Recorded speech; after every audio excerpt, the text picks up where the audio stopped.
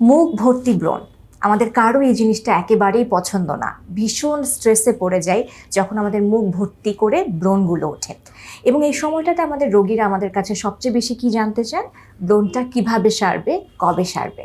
তার চেয়ে অনেক বেশি আতঙ্ক নিয়ে তারা এটা জানতে চান যে ব্রণ থেকে যে দাগ হয় বা ব্রণ থেকে যে গর্ত বা স্কারগুলো হয়, এটার কি ভালো কোনো ট্রিটমেন্ট আছে কিনা। এক্ষেত্রে যদি আমি সবসময় আমার রোগীদেরকে যেটা আমি বলার চেষ্টা করি সেটা হলো ব্রণের ট্রিটমেন্ট একদম শুরু থেকে নেওয়া উচিত। তাতে যেটা হয়, দুটো মেজর যে কমপ্লিকেশন, হাইপার পিগমেন্টেশন বা দাগ হওয়া এবং স্কার বা গর্ত হওয়া, এই দুটোর ঝুঁকিটা কমে যায়। তারপর আমি ধরে নিলাম যে এই দুটো কমপ্লিকেশন হয়েই গেছে ব্রণ থেকে, তাহলে আসলে আমরা কি কি করে থাকি আমাদের রোগীদের বেলায়। আমরা প্রথমেই যেটা করব সেটা হচ্ছে ব্রণটাকে আগে নিয়ন্ত্রণে নিয়ে আসা এবং ব্রণটাকে আগে সারিয়ে দেওয়া। এটা যখন আমরা সেটেল ডাউন করতে পারি, তারপরে আমরা হাইপার পিগমেন্টেশনের ট্রিটমেন্টে যাই এবং একনি স্কার বা ব্রণ থেকে যে গর্তগুলো তৈরি হলো সেটার ট্রিটমেন্টে যাই। আমি দুভাগে ট্রিটমেন্টগুলো আপনাদেরকে একটু সংক্ষেপে বুঝিয়ে বলছি। একনির জন্য বা ব্রণের জন্য আমরা যখন হাইপার পিগমেন্টেশন বা দাগ হয়, এটাকে আমরা দুভাগে ভাগ করতে পারি। একটা হলো রোগী আমাদেরকে নতুন নতুন দাগগুলো হয়েছে, এখনই আমাদের কাছে চলে এসছে। এই দাগগুলো সারানো অনেক ক্ষেত্রে সহজ। সাধারণত এখানে আমরা অল্প কিছু মেডিকেশন ইউজ করে থাকি। তার মধ্যে কয়েকটা নাম আমি আপনাদেরকে বলতে পারি। আমরা সাধারণত বিভিন্ন ধরনের ব্লিচিং এজেন্টগুলো প্রেফার করি অথবা পিলিং এজেন্টগুলো প্রেফার করি। আমরা বিভিন্ন ধরনের ক্রিম ফর্মুলেশন এগুলো ব্যবহার করি। আপনারা অনেকে হাইড্রোকুইনোনের নাম শুনে থাকবেন, যেটা আমরা ব্যবহার করি। আমরা ট্রেটিনয়েন ব্যবহার করি, আমরা অ্যাজিলিক অ্যাসিড ব্যবহার করি। সো এই জিনিসগুলো আসলে এই শুরুতে যে দাগগুলো থাকে ব্রণের, সেগুলো সারাতে সাহায্য করে। কিন্তু অনেক পেশেন্ট কিন্তু শুরুতেই দাগ হয়েছে এমন অবস্থায় আসেন না, তারা আসেন আরও একটু অ্যাডভান্স স্টেজে গিয়ে।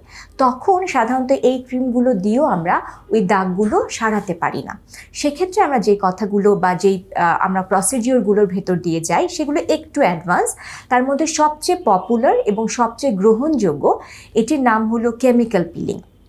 কেমিক্যাল পিলিং এটা আসলে আমরা কিছু কেমিক্যাল সলিউশন ব্যবহার করি পার্টিকুলার কতগুলো স্ট্রেংথে বা পার্সেন্টেজে, এবং আমাদের স্কিনের উপরে, অর্থাৎ এই যে ব্রণ আক্রান্ত যে মুখটা, সেই জায়গাটাতে এই সলিউশনটা একটা নির্দিষ্ট সময়ের জন্য রাখা হয়, তারপর এটা তুলে ফেলা হয়। এটা অ্যাবসলিউটলি একটা পেইনলেস প্রসিডিওর এবং এই জিনিসটি প্রতি মাসে একবার, এবং আমরা এরকম 4 থেকে 5টি সেশন একজন পেশেন্টের লাগতে পারে, তার সিভিয়ারিটির উপরে, তার দাগের পরিমাণটা আসলে কীরকম আছে।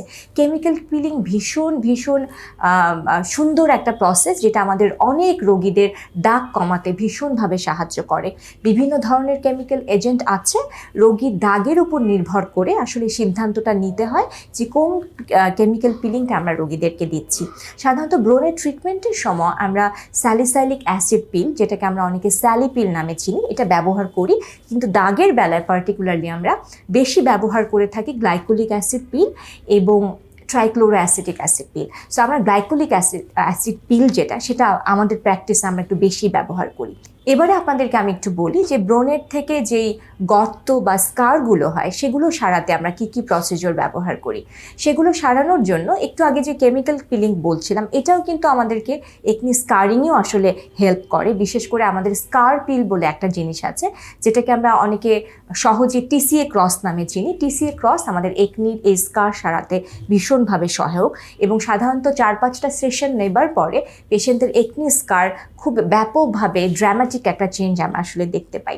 এটার পাশাপাশি আমরা মাইক্রোনিডলিং বলে একটা প্রসিডিওর করি। মাইক্রোনিডলিং এক কথায় যদি বলি, আমাদের স্কিনে এটা একটা পেইনলেস প্রসিডিওর।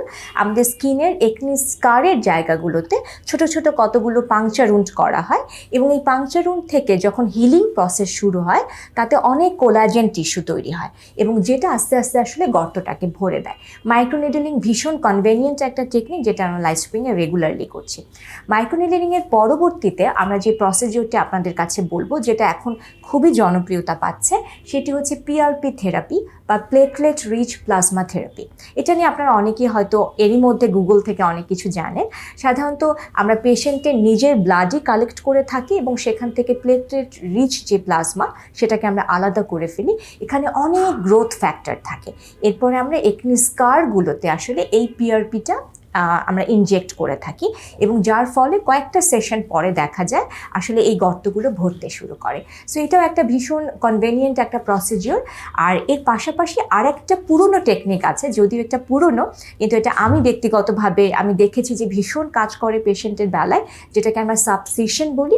সাবসিশন প্রসিডিওরটা হলো, দেখবেন একনি যখনই আমাদের হয়, ব্রণের গর্তটা তো ডেবে যায়, তো এই জায়গাটাতে আমরা একটু এখানে একটা লোকাল নামিং এজেন্ট আমরা ইউজ করি, তারপর একটা নেডল পিক করে কতগুলো ফাইবারাস টিস্যু যে ব্যান্ডগুলো ভিতরে তৈরি, যেটা স্কিনটাকে দাবিয়ে ফেলেছে, সেটাকে আমরা রিলিজ করে দিই। সো এরপর দেখা যায় গর্তটা ভরে যাচ্ছে। সো কসমেটিক্যালি এটা ভীষণ একটা সুন্দর লুক দেয়। সো সাবসিশন একটা টেকনিক। এবং অবশ্যই আমরা যেটা বলি যে একনির স্কার সারাতে লেজারও একটা প্রসিডিওর, বিশেষ করে আমরা ফ্র্যাকশনাল কার্বন ডাইঅক্সাইড লেজার এক্ষেত্রে অনেক ব্যাপকভাবে ব্যবহৃত হয়। সো এই হলো আমাদের মোটামুটি ব্রণের পরে দাগ সারে কিনা, ব্রণের পরে গর্ত সারে কিনা তার উত্তর। এগুলো সবই সারে, তবে একটা জিনিস হচ্ছে এই প্রত্যেকটা প্রসিডিওরই অনেক সময় নিয়ে করতে হয় আমরা, এবং বেশ কয়েকটা সেশন আপনার প্রয়োজন হয়। আমরা কমপক্ষে 4 থেকে 5টা সেশনের কথা বলি, যেগুলো আমরা মান্থলি, কোনো ক্ষেত্রে 2 উইক পর পর আমরা দিয়ে থাকি আমাদের পেশেন্টদেরকে। দাগগুলো মোটামুটি খুব ভালোভাবে সারিয়ে ফেলা যায়। আর যে গর্তগুলো, আমি আগেই বলি, যত আর্লি আপনারা ট্রিটমেন্ট নেবেন তত আসলে ট্রিটমেন্ট আউটকামটা ভালো হয়। বাট অনেক সময় পেরিয়ে গেলে, বিশেষ করে গর্তগুলোর কথা আমরা বলি, 100% আসলে গর্ত বা স্কারগুলো কিওর করে দেয় এরকম আসলে প্রসিডিওর নেই।